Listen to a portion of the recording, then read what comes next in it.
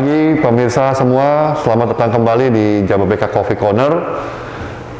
Hari ini kita sangat spesial, seperti Bapak Ibu semua pemirsa memperhatikan kami juga mentaati prokes yang ada di sekarang kita jalani.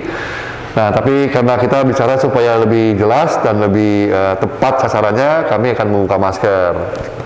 Silakan Pak Agus. Nah, waduh, boleh kita ya? Ya.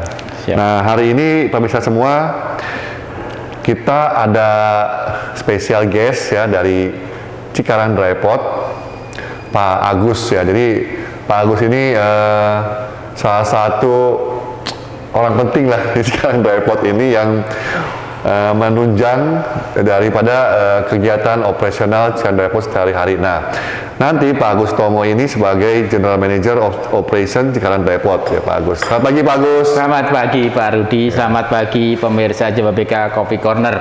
Salam sehat semua. Jadi ini sahabat saya sudah lama, jadi kita santai Pak di bincang-bincang. Iya, sambil ngopi kita ya Pak. Ya, iya. Karena judulnya adalah Jababeka Coffee Corner Podcast ya.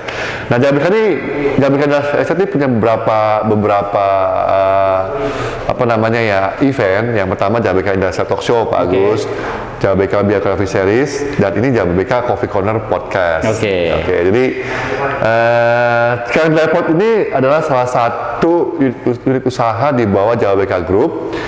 Dan nanti Bapak Ibu semua pemirsa bisa mendapatkan informasi lebih detail ya mengenai apa sih Cikarang Dry Pot ya Pak Agus ya. Siap.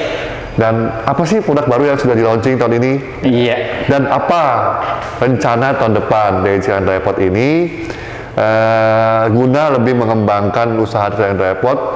Dan Bapak Ibu masih belum paham nih Pak Agus, ya kan? Mungkin berpikirnya Cikarang Dry Pot ini sama seperti Tanjung Priok gitu misalnya. Ya nanti Pak Agus akan jelaskan lebih detail lah mengenai Cikarang Dry Pot ini. Nah, saya akan sampaikan profil Pak Agus Tomo dulu pertama kali. Pak Agus Tomo ini adalah General Manager of Operation Cikarang Dry Pot. Ya, Pak Agus Utomo mengenyam pendidikan di jurusan Teknik Elektro Institut Teknologi Bandung. Nah, Pak Agus Utomo ini sekarang menghandle untuk operation Cikarang Dry Pot dan berpengalaman dengan riwayat pekerjaannya Pak Agus ini di dalam logistik dan supply chain ya, rantai pasok. Pak Agus Tomo join di Cikarang Dry Pot sekitar tahun 2010. Di tahun yang sama juga pelabuhan darat tersebut beroperasi. Wow, hebat ya Pak Agus. Momentumnya pas. Beliau memulai sebagai General Manager of Information Technology, mempersiapkan dasar-dasar dari sistem yang diperlukan bagi operation pelabuhan darat tersebut. Nah, sekarang menduduki sebagai General Manager Operation sejak 2013.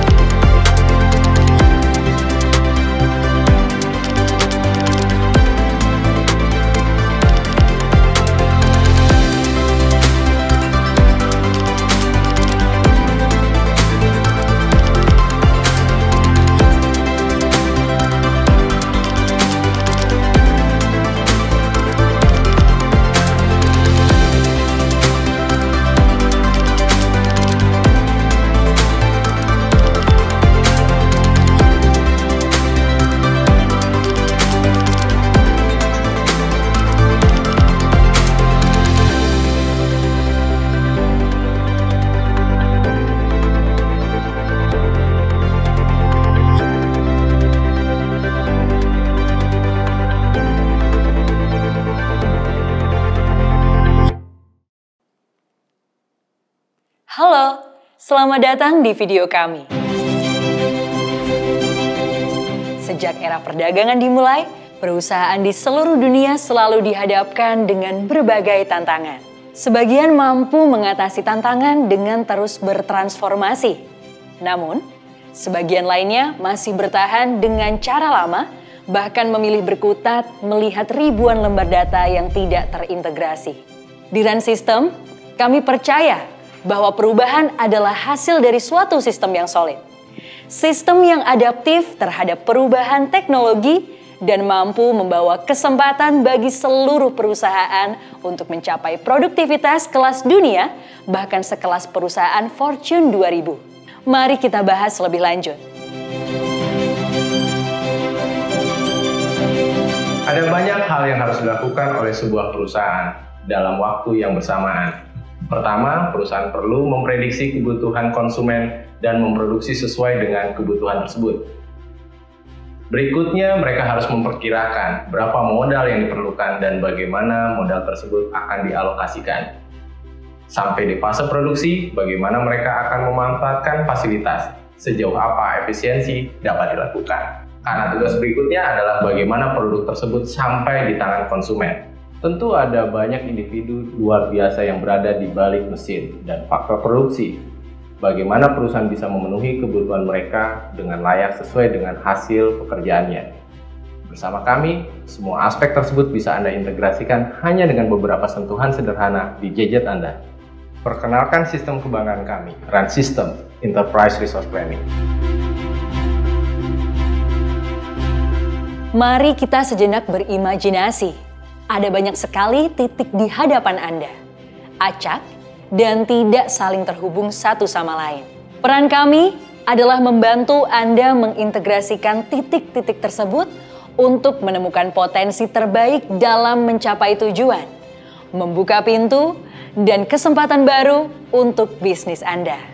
Integrasi sistem kami telah berhasil menyatukan beragam titik dalam berbagai industri, mulai dari agrikultur, perhotelan, konstruksi, bahkan bidang edukasi dan taman rekreasi. Seluruh sistem ini dapat berada dalam genggaman Anda. Sekarang, mari kita sambut beberapa rekan bisnis kami. Senang sekali rasanya bisa menyambut Anda. Bisa diceritakan bagaimana pengalaman Anda bekerja sama dengan Run System? Perusahaan kami awalnya memang kesulitan menjalankan proses bisnis. Banyak miskoordinasi dan resiko lain terkait filling data dan proses yang ada dimulai. Setelah menggunakan Run System, kami sangat terbantu untuk koordinasi internal, sehingga alur bisnis perusahaan kami menjadi lebih rapi. Bagaimana dengan Anda? Bisnis yang kami kelola tidak hanya bertujuan untuk menciptakan keuntungan belaka, namun juga untuk mengembangkan potensi setiap orang yang ada di tim kami. Bersama Run System, kami dapat menggali dan mengembangkan perusahaan ini untuk mencapai potensi tertinggi. Kami mampu melihat masa depan lebih jelas bersama Run System. Kita tahu Run System dapat memberi manfaat di bisnis keluarga. Nah, bagaimana Run System membantu bisnis Anda? Baik, kami Perum Perhutani memerlukan sebuah sistem yang dapat mengkombinasikan aspek birokrasi dan aspek bisnis dalam kegiatan perusahaan yang berbasis pengolahan hutan yang lestari dan berkelanjutan. Setelah kami menerapkan Run System, kami dapat memetakan permasalahan dan tantangan yang kami hadapi, sehingga solusi yang diterapkan mampu berdampak baik terhadap performa perusahaan. Senang rasanya mendengar komentar positif dari partner kami. Kami bangga partner kami dapat terbantu dengan berbagai keunggulan yang kami tawarkan.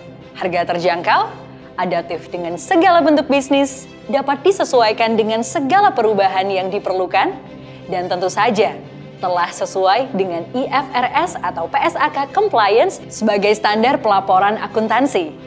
Segala keunggulan tersebut akan mendampingi Anda untuk bersama tumbuh tinggi mencapai kaki langit, menuju kualitas operasional kelas tinggi dan menciptakan lebih banyak keuntungan dalam jangka panjang. Hingga hari ini kami berhasil membantu banyak perusahaan dalam berbagai skala, ribuan karyawan, ratusan ribu pelajar, seluruhnya dalam lingkup dan aktivitas yang sangat berbeda. Semuanya kami capai dengan memanfaatkan teknologi adaptif yang menyesuaikan perubahan era, siap mengatasi berbagai tantangan dari struktural dan perubahan siklus pasar. Sejak berdiri, kami telah merengkuh berbagai pencapaian internasional maupun nasional. Mulai dari the highest revenue in startup incubator oleh Telkom Group selama 2 tahun berturut-turut, hingga mencapai prestasi internasional Foundry Cohort keempat oleh Ernst & Young di tahun 2021 ini. Anda memerlukan dukungan bisnis yang tepat untuk menghadapi tantangan dalam pasar yang selalu berevolusi, sehingga Anda dapat fokus menciptakan manfaat yang lebih besar dan meraih prestasi yang lebih tinggi. Kini, izinkan kami mengundang Anda, para pemilik bisnis, jajaran direksi, dan dewan eksekutif untuk berkolaborasi bersama kami, mengizinkan kami menjadi kepak sayap yang membawa perusahaan Anda terbang ke langit tertinggi. It's not only ERP, it's Run System. Oke, nanti kita akan diskusi lebih lanjut dengan Pak Agus Utomo. Yang kita semua, Bapak Ibu pemirsa semua tahu bagaimana sekarang arahnya semua smart loh. Nanti Pak Agus akan sharing apa sih namanya smart logistik ya. Oke, jadi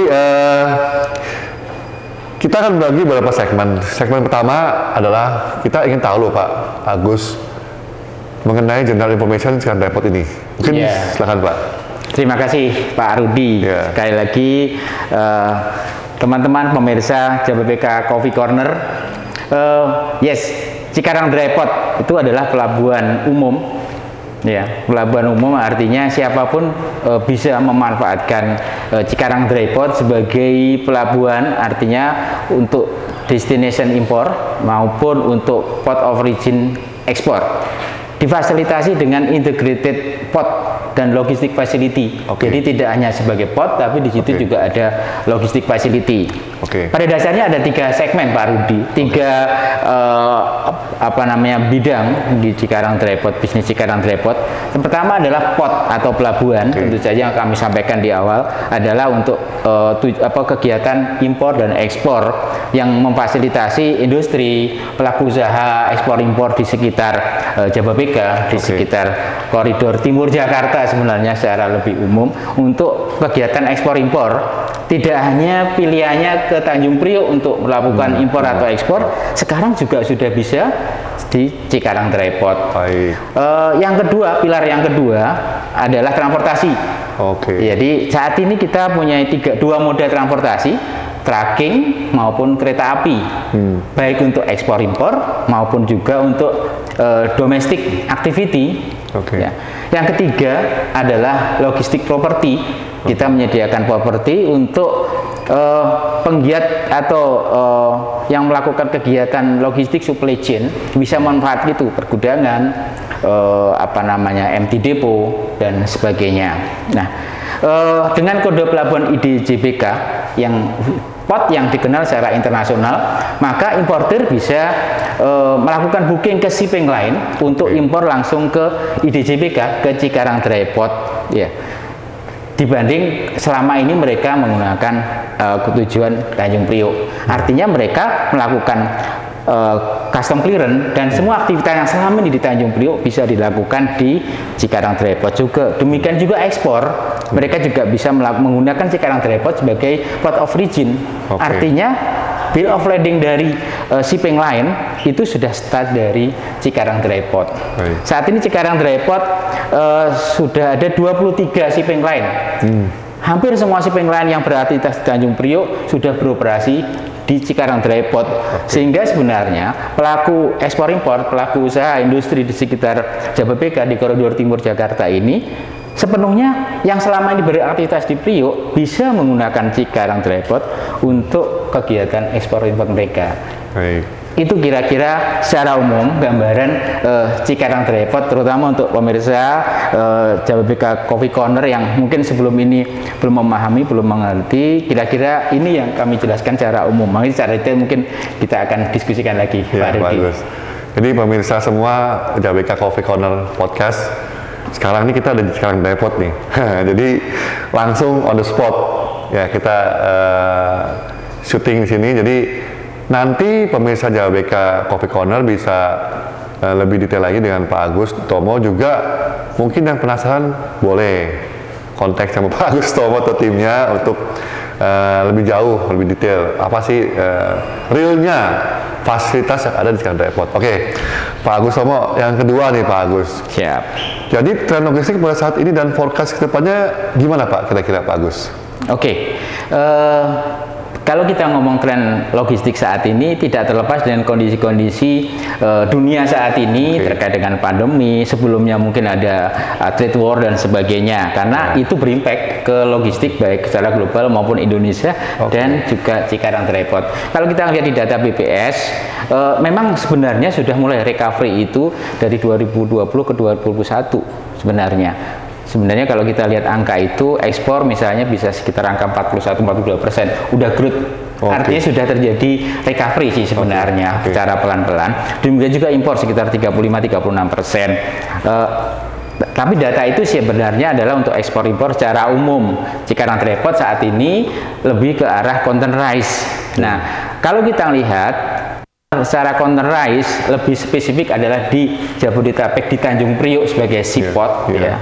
Itu growth-nya di 2020-2021 mungkin sekitar belasan persen Pak. Nah, ini sebenarnya menggambarkan juga CDP pun sudah mengalami growth juga di 2021 sekitar angka itu belasan persen juga. Sebenarnya sempat tertekan, kita growth terus dari mulai beroperasi 2010 terus slope kita lumayan bagus Pak. Tapi begitu ada trade war ya, kita ada penurunan sedikit, ada pandemik 2020 ya, awal kita lumayan ada impact ke sana. Tapi 2021 kita mulai recover sebagai data-data kira-kira seperti itu. Nah, bagaimana untuk 2022 atau future-nya? Tentu saja kita optimis dengan growth yang ada, tapi kita juga harus melihat saat ini informasi terbaru seperti Omicron, Pak, varian dari COVID-19 sudah malah berkembang dengan cepatnya. Di Eropa, kalau kita lihat berita semalam ya, beberapa pertandingan Premier League ya ditunda. Mungkin ada potensi di Jerman udah ditutup stadion, nggak boleh lagi penonton datang karena mereka di Eropa ternyata Omicron ini menyebar dengan cepat. Nah, ini bisa berimpact juga ke kawasan Asia, Asia Tenggara dan Indonesia. Karena gimana pun Cikarang Depot ini kan sebenarnya bagian dari rantai kegiatan ekspor-impor supply chain global. Impact apa yang terjadi di Eropa, apa yang terjadi di Amerika, di Asia apalagi impact juga ke sini. Ini yang kita coba khawatirkan dengan perlu antisipasi di 2022. Kita tetap optimis, tapi kita harus siapkan mitigasi. Apa yang terjadi bila hal tersebut, misalnya Omicron jangan sampai menyebar lagi di sini. Makanya kita sangat mendukung pemerintah dengan program-program pengetatan di akhir tahun supaya nanti tahun depan Januari jangan sampai COVID ini meledak lagi. Kita bersyukur ini beberapa bulan ini kan sudah mengalami landai, udah turun dan sebagainya. Kita harusnya kita bersama-sama mendukung supaya ini jangan sampai naik lagi. Tapi sekali lagi kita nggak bisa sendirian. Artinya negeri kita terkait dengan negara lain, dengan kawasan lain di dunia. Karena logistik ini sifatnya adalah global. Itu mungkin gambaran bagaimana sekarang dan ya 1 tahun ke depan lah paling tidak untuk logistik ini, Pak Rudi. Ya, terima kasih Pak Agus. Memang saya setuju sekali dengan apa yang disampaikan oleh Pak Agus ya. Jadi memang tahun 2020 tuh kita semua pasti semua lini terimpact luar biasa lah. Nah, saya ini Pak Agus pernah sharing waktu awal-awal COVID itu, wah semua kan panik Pak ya. Tapi look ya, we are still in here Pak. Jadi artinya apa? Emang kuncinya itu adalah bagaimana kita mau tetap optimis.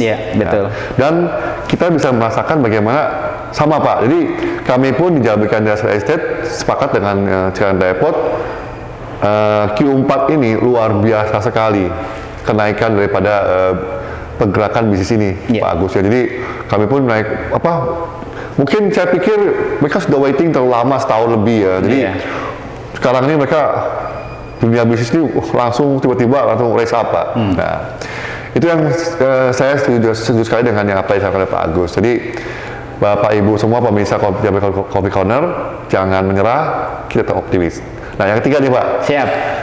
Pentingnya peran logistik modern dalam perkembangan bisnis di kawasan industri. Gimana nih Pak Agus? Kita melihat seperti yang kita discuss di awal tadi, pandemik gitu ya. Tapi ternyata kita juga bisa melihat ini dari sisi positifnya. Ternyata pandemi ini seperti game changer ya, yang merubah cara orang beraktivitas, cara orang berbisnis, termasuk di bidang logistik. Banyak studi-studi ataupun publikasi yang menyatakan impact terbesar, tapi juga menimbulkan opportunity terbesar adalah di bidang, salah satunya adalah logistik, termasuk di dalamnya di situ mungkin healthly ya, service dan sebagainya. Tapi logistik salah satu yang menjadi ada opportunity di situ gitu. Nah, apa yang terjadi di sini? Seperti juga bisnis lainnya, ada teknologi disruption yang mengharuskan orang bekerja dengan cara lain, dengan istilahnya digitalisasi. Itu pun juga terjadi di di industri logistik ini. Teknologi terkini seperti IoT, seperti internet seperti machine learning artificial intelligence itu memegang peranan. Dan kami pun sebagai salah satu pelaku logistik kita harus mengambil peran itu, jangan hanya sebagai penonton, tapi bagaimana ini menjadi opportunity kita untuk kita growth, untuk kita improve service kita. Nah, tapi bukan digitalisasi yang hanya sebagai merubah cara bekerja dari manual menjadi digital, menjadi komputer seperti itu. Tapi bagaimana digitalisasi ini mampu untuk menciptakan value baru yang itu bagi customer menjadi benefit di antaranya adalah efisiensi, productivity. Nah, satu hal yang bisa kami lihat itu adalah orang banyak pada saat startup teknologi bermunculan, ada istilahnya ekonomi sharing. Kami nyebutnya lebih ke resource sharing. Karena Cikarang Dry-Pot sebenarnya dari awal beroperasi 2010 ke sini, kita sebenarnya menciptakan, meng-create value dengan bagaimana resource tadi bisa di-share sehingga menghasilkan efisiensi. Simpelnya misalnya, orang impor biasa kalau dari Tanjung Priok, satu truk itu hanya bisa menghandle satu kontainer dalam sehari, Pak. Nah, kita melakukan re-engineering proses, satu truk kita bisa 2 atau 3 rate sehari. Karena kita kombinasikan supaya perjalanan itu tidak ada truk yang idle atau yang kosong. Tidak ada slot waktu di mana truk itu nganggur, tidak terpakai. Nah, itulah peran teknologi. Tanpa itu kita agak susah untuk menerapkan itu. Satu hal lagi adalah bagaimana supaya resource tadi bisa di-share dengan beberapa kegiatan adalah informasi. Gitu. Kami menyebutnya pada saat bisnis konvensional ada lack of informasi antara supply dan demand. Ada istilahnya asymmetric information. Nah, dengan suatu digitalisasi, dengan aplikasi, dengan sistem itu disambungkan antara demand dan supply, sehingga bagaimana mengutilisasi resource tadi menjadi naik lebih tinggi, ujungnya adalah efisiensi. Nah, ini yang kita coba terapkan terus di Cikarang Dry-Pot. Sebagai contoh, produk kita adalah MyCDP. Selama ini saya sedikit lebih agak detail biar lebih touch the earth yang bisa orang memahaminya lebih mudah. Orang kalau mau ngeluarin konten dari pelabuhan, dia itu pertama harus melakukan custom clearance. Secara fisik dokumen itu nanti harus dibawa untuk ke pelabuhan untuk ngeluarin kontainer, plus istilahnya delivery order atau DO dari shipping line. Dia juga harus datang ke kantor shipping line, ngurus itu, membawa fisik. Bayangkan kalau itu di Cikarang Dry-Pot kontainernya tapi ngurus dokumennya di Jakarta, karena shipping line rata-rata office-nya di Jakarta. Nah, dengan teknologi ini semua dilewatkan secara digital, yang biasanya cukup butuh waktu 1 hari, Pak, untuk ngurus DO ke pelayaran. Dengan digitalisasi, Pak, dengan elektronik DO hanya di aplikasi MyCDP, detik itu juga dokumen udah bisa diterima. Dari custom clearance, istilahnya SPPB, pengeluaran barang, persetujuan dari pemerintah, dari custom, dari bea cukai, itu sudah terintegrasi juga dengan sistem MyCDP. Sehingga dia cuma transaksi sambil kita ngopi, Pak, untuk pengeluaran konten dari CDP.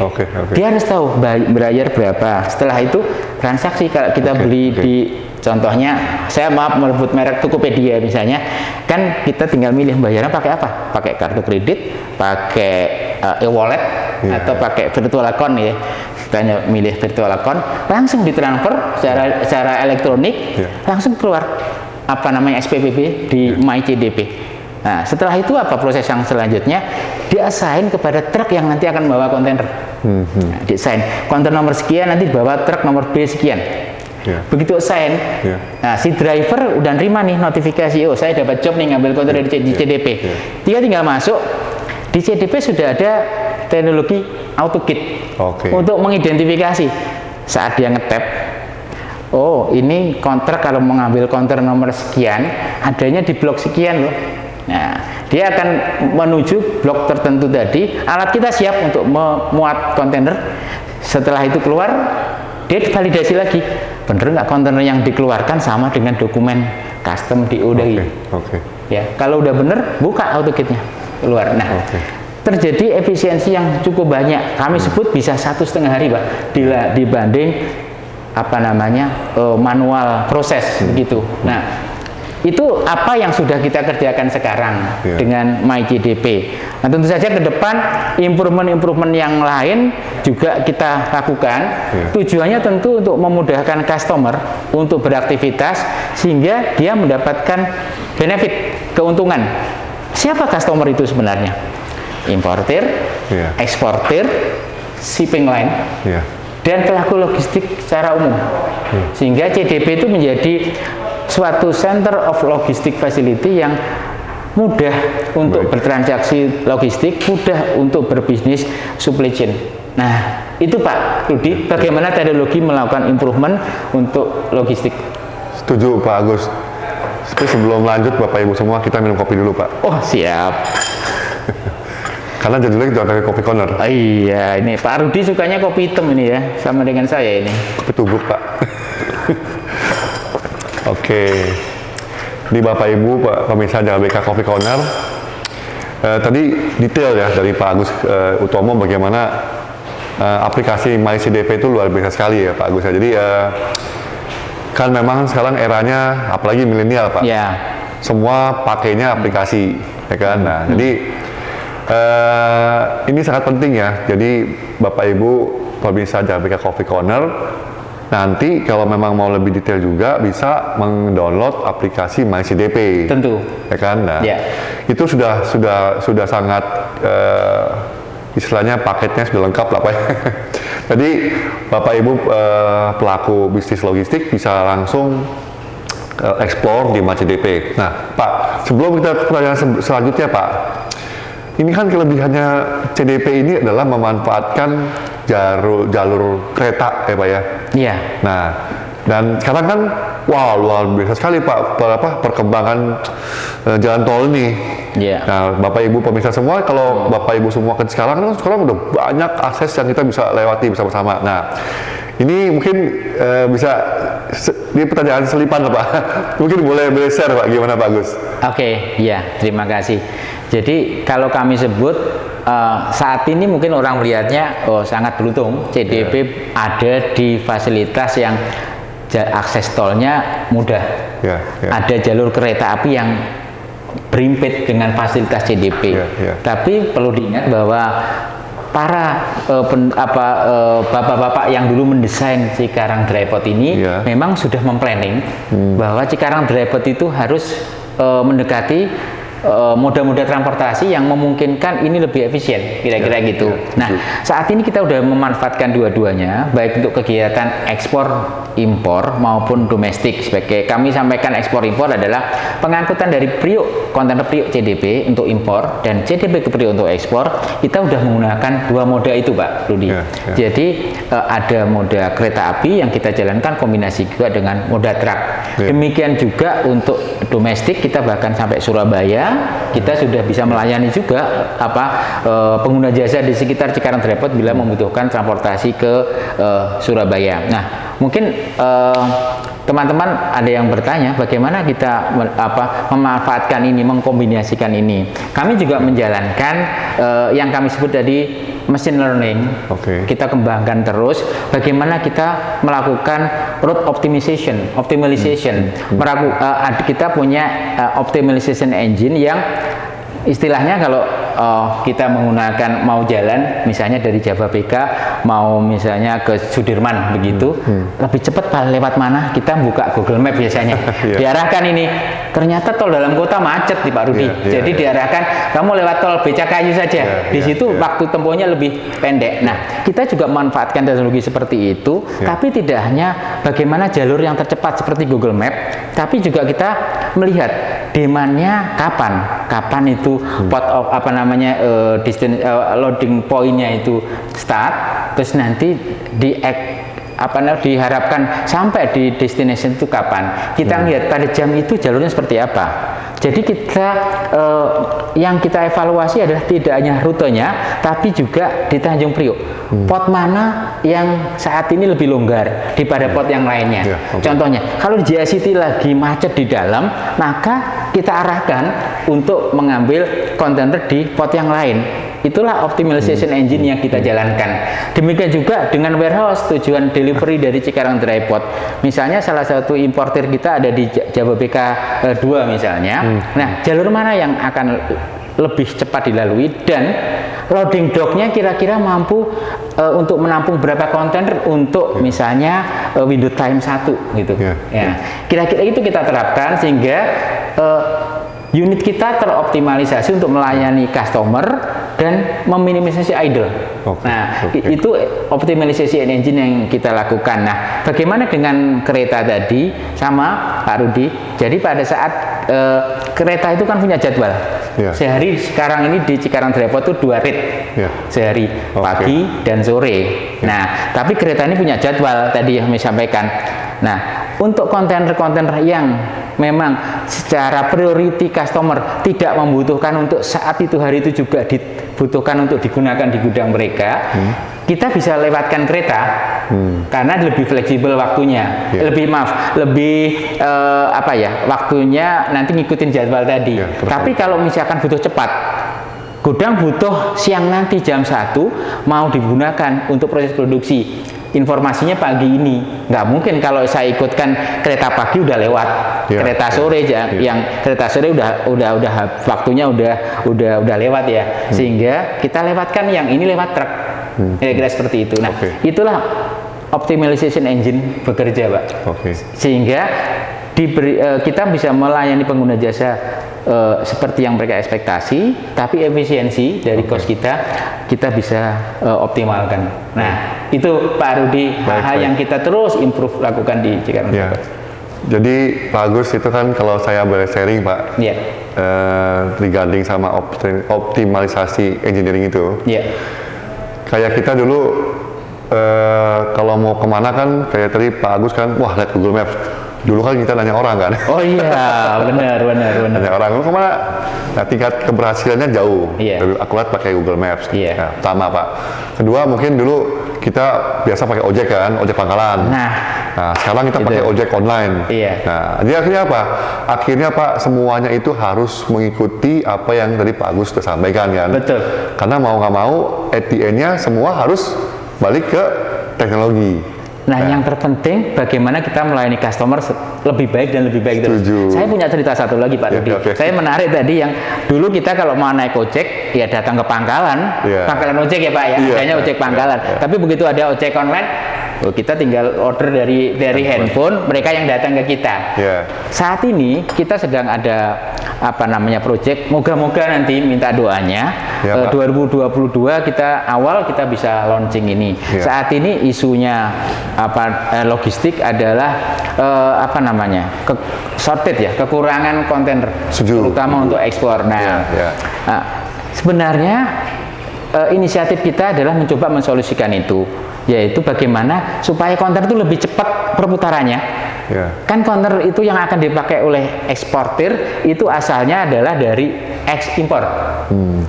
Tapi selama ini secara konvensional rule ya, begitu selesai dibongkar di gudangnya importer, terus dibalikin ke empty depot. Itu butuh biaya transportnya, butuh kegiatan untuk menurunkan kontainernya, gitu ya, ada cost di sana. Setelah itu eksporter harus ngambil kontainer itu juga ada cost untuk naikkan ke truk, ada transport costnya begitu. Nah, kita coba mau mensimplifikasi itu, bagaimana impor tadi, kontainer tadi nggak usah ke depo Pak, langsung dibawa ke gudang eksportir. Lumayan banyak aktivitas yang kita bisa efisienkan. Tapi kalau itu hanya dilakukan secara manual agak susah. Bagaimana komunikasi antara importer dan eksportir tadi nggak tersambung. Nah, peran digitalisasi adalah di sana Pak. Sehingga importer nanti dia akan dapat benefit kalau ikut program kita untuk kontainer X-nya impor dia akan dipakai langsung untuk eksportir. Nah, eksportir juga dapat benefit. Nah, shipping lain yang saat ini di Indonesia kekurangan kontainer empty, benefitnya adalah kecepatan dari perputaran kontainernya sehingga efisiensi atau utilitas kontainernya bisa naik, availability-nya juga naik. Nah, kira-kira ini yang saya gambarkan tadi. Orang butuh kontainer empty nanti nggak harus jemput ke depo, seperti orang kalau mau naik ojek nggak harus ke ojek pangkalan. Jadi teknologi kita bisa manfaatkan semaksimal mungkin untuk mengefisienkan logistik proses. Ini penting sekali Pak informasinya. Karena beberapa kali saya bicara ketemu dengan beberapa pelaku industri, memang yang isu ini kan, shortnya daripada kontainer ini yang sangat-sangat mereka concern. Benar. Jadi Bapak Ibu semua permisa, kalau mau lebih dalam lagi bagaimana solving problem daripada shortnya kontainer ini, bisa langsung hubungi Cikarang Dry Port atau dengan Pak Agus Tomo. Oke Pak, di segmen 2 ini kami ingin bertanya dengan Pak Agus Tomo, highlight dari 2021 dan how many launch program and how it is. Pak Agus, Pak. Ya, terima kasih. Kalau kita overview 2021 tadi di awal sudah kita singgung bahwa kita mulai recovery sebenarnya. Ini juga bagaimana ekonomi dunia, ekonomi Indonesia mulai recovery di 2021. Kalau kita ditandain seperti apa volume yang ditangani Cikarang Dry Port, tadi saya sudah sampaikan, seperti juga di Tanjung Priok kita udah mulai growth 2020-2021 sekitar belasan persen, kira-kira seperti itu. Sehingga 2021 itu sudah ke arah yang benar, dan harapan kita ke 2022 juga ini slope kita terus naik. Semoga tidak ada penyebaran COVID lagi sehingga ini tetap naik. Nah, di 2021 ini beberapa fitur yang kita launching terutama di MyJDP, terutama yang saya sebutkan tadi adalah pembayaran secara online e-payment e-payment. Sebelumnya customer masih harus ke loket walaupun sudah transaksi IDO, SPP sudah bisa diintegrasikan, tapi untuk payment masih ke loket. Nah, di 2021 kita udah launching bahwa itu sudah bisa lakukan e-payment yang tadi kami bisa e-wallet, bisa virtual account dan sebagainya. Nah, itu salah satu yang menjadi andalan kita untuk itu customer udah bisa mendapatkan experience yang lebih baik. Nah, saat ini mungkin yang menjadi PR kita bagaimana memboost up pengguna MyJDP ini semakin tinggi. Saat ini masih di bawah 10% Pak Rudi, karena memang launching ini yang bisa end to end itu belum terlalu lama. Harapan kita di 2022 ini bisa meningkat, bisa lebih dari 50% harusnya. Karena dengan demikian customer mendapatkan experience, mendapatkan efisiensi yang lebih baik gitu loh. Harapan kita nanti bisa juga mengundang yang belum menggunakan CDP dengan experience dari kawan-kawan yang udah menggunakan ini, terus mereka lebih tertarik untuk menggunakan Cikarang Dry Port. Nah, itu kira-kira di 2021. Nanti di 2022 ada beberapa program lagi yang juga kita kembangkan ke sana Pak Rudi. Jadi memang seperti itu kita sampaikan kan bahwa 2021 ini kita banyak lonjakan yang semua kita menikmati karena mungkin dunia bisnis itu pelaku itu sudah terlalu lama waiting Pak. Kalau saya dulu pernah diskusi dengan beberapa customer saya, mereka tuh punya bisnis planning yang 5 tahun, 10 tahun mesti expand. Mungkin momentumnya tahun lalu tapi nggak bisa. Ini semua dipindahkan ke tahun 2021 ini Pak. Kami juga berharap nanti tahun 2022 semuanya Pak pelaku bisnis dan kita semua mungkin akan arahnya going to normal lagi Jadi diharapkan kita sudah bisa bersahabat dengan kondisi dunia. Tapi setuju Pak, itu karena ini game changernya pandemik ini. Betul. Jadi semuanya berubah semua. Tapi jadi, kita harus berperspektif berpikirnya positifnya. Setuju. Mana yang kondisinya menjadikan kita malah bisa growth gitu Pak. Benar, setuju. Makanya ini yang paling penting di dalam situasi ini adalah kita mesti makin sering inovasi. Iya, betul. Berkreativitas tinggi. Iya. Kan Pak ya. Jadi hal-hal ini yang kita mesti, dan yang terakhir saya adaptasi. Iya, benar. Karena cara bekerja kita, cara hidup kita mesti berubah, Pak. Ya. Makanya disebut dengan new normal mungkin ya. Benar. Ya. Jadi memang ini ya, yang menarik lah. Oke. Yang terakhir nih Pak, di segmen 2 ini ya pastilah kita semua pengen tahu lah dari channel report ini outlook-nya dan possibilities di CDP ini di tahun 2022. Gimana Pak Agus? Ya, tadi di awal saya cerita ada 3 pilar sebenarnya Cikarang Report. POT, transportasi dan logistik properti begitu. Nah, di 2022 kita akan mendorong yang 2 pilar terakhir untuk bisa berkembang lebih cepat, Pak. Ya, harapannya itu bisa menopang pertumbuhan Cikarang Report lebih tinggi lagi. Dengan tidak lupa tetap potnya kita terus kembangkan juga. Makanya di sisi potnya kita improve dengan bagaimana teknologi bisa empowering service kita. Nah, di yang apa namanya pilar kedua, ketiga, mungkin nanti pertama kita harus berkembang tidak hanya di Cikarang Report. Kita harus mulai berpikir expand, gitu Pak ya. Nah, perkembangan akan cepat bila itu nanti bisa mendukung kegiatan logistik yang lebih luas, begitu. Sehingga kita harus mulai pikirkan juga bagaimana sekarang pun di industri logistik ini juga sudah mulai bermunculan istilahnya startup atau platform-platform digital yang memberikan layanan logistik. Ya, kita juga tidak boleh tertinggal. Kita juga harus leading di sana. Makanya untuk apa namanya pilar kedua, ketiga juga salah satu yang kita pertimbangkan juga bagaimana resource yang digunakan untuk melakukan serving, melakukan pelayanan kepada bisnis yang transportasi terutama. Ini juga kita bisa crowdsourcing. Karena itulah yang dilakukan supaya dengan melalui teknologi ini sehingga mereka bisa mendapatkan growth market yang istilahnya eksponensial gitu ya. Tapi kita tidak muluk-muluk. Bagaimana supaya bisnis CDP ini terus untuk growth itu. Makanya kita harus mikirkan tidak hanya di pot bisnisnya, tapi juga yang pilar kedua, ketiga, transportasi dan logistik properti. Logistik properti ini adalah penyediaan gudang, penyediaan logistik facility seperti depo dan sebagainya. Nah, itu kita dorong bagaimana sebenarnya mengintegrasikan, jadi tidak berdiri sendiri lagi. Bagaimana supaya potnya berkembang karena misalnya pengguna gudang kita naik. Gudang kita naik karena disuplai oleh aktivitas impor ekspor yang melalui pot. Jadi logistiknya naik, potnya ikut naik juga, kira-kira gitu Pak. Tapi logistik di sini tidak hanya mengambil volume yang lewat pot, tapi juga harus berpikir bahwa di luar pot pun itu menjadi market share yang harus kita kejar juga. Maka di 2022 kita arah berkembang ke sana. Iya, gitu. Ya, terima kasih Pak Agus. Jadi Bapak Ibu pemirsa Jabeka Coffee Corner, Jabeka itu sebenarnya sudah mempunyai fasilitas yang luar biasa sekali ya, lengkap semua. Jadi salah satunya lah Cikarang Report. Samping itulah Bekasi Power, kita punya supply untuk power plant sendiri ya Pak Agus. Jadi Pak Agus, saya juga mau sedikit sharing Pak, bagaimana di kawasan industri Jabeka sekarang kita arahnya Pak. Semua sepakat masuk ke industri 4.0 Pak ya. Jadi kami pun juga di kawasan industri sudah mempersiapkan hal itu. Kenapa? Dan kenapa kita yakin Jabeka itu bisa langsung bisa mengimplement industri 4.0?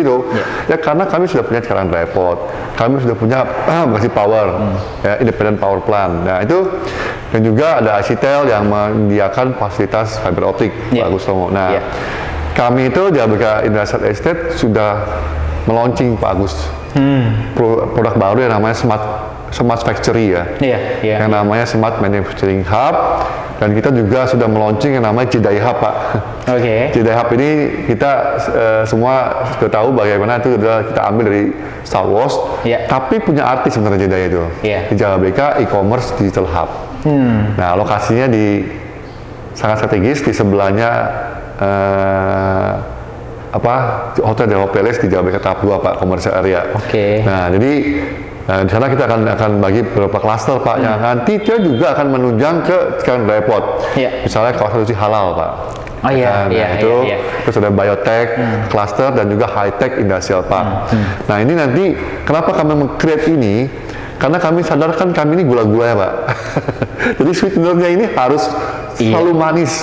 Betul. Supaya Cikarang Depot, Bekasi Power, dan lain-lain ini tetap bisa growing up Pak.